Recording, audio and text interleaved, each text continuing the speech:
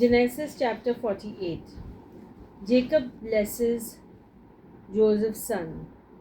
After this, Joseph was told, "Your father is ill." So he took with him his two sons, Manasseh and Ephraim. When Jacob was told, "Your son Joseph has come to you," he summoned his strength and sat up in bed. And Jacob said to Joseph, "God Almighty appeared to me at Luz in the land of Canaan, and he blessed me and said to me, 'I am going to make you fruitful and increase your numbers. I will make of you a company of peoples and will give this land to your offspring after you for a perpetual holding.' Therefore your two sons who were born to you in the land of Egypt before I came to you in Egypt are now mine. Ephraim and Manasseh shall be mine, just as Reuben and Simeon are. As for the offspring born to you after them, they shall be yours. They shall be recorded under the names of their brothers with regard to their inheritance. For when I came to Padan, Rachel, alas, died in the land of Canaan on the way, while there was still some distance to go to Ephrath, and I buried her there on the way to Ephrath, that is Bethlehem.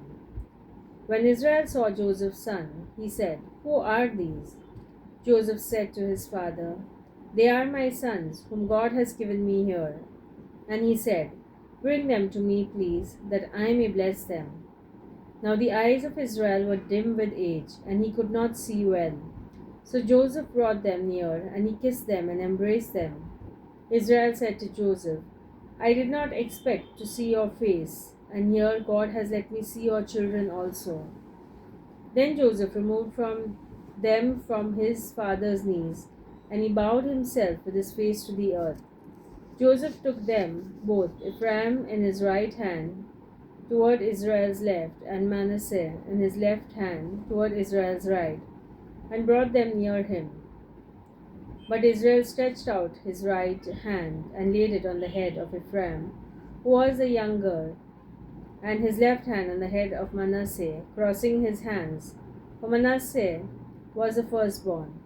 He blessed Joseph and said, 'The God before whom my ancestors Abraham and Isaac walked, the God who has been my shepherd all my life to this day, the angel who has redeemed me from all harm, bless the boys, and in them let my name be perpetuated, and the name of my ancestors Abraham and Isaac, and let them grow into a multitude on the earth.'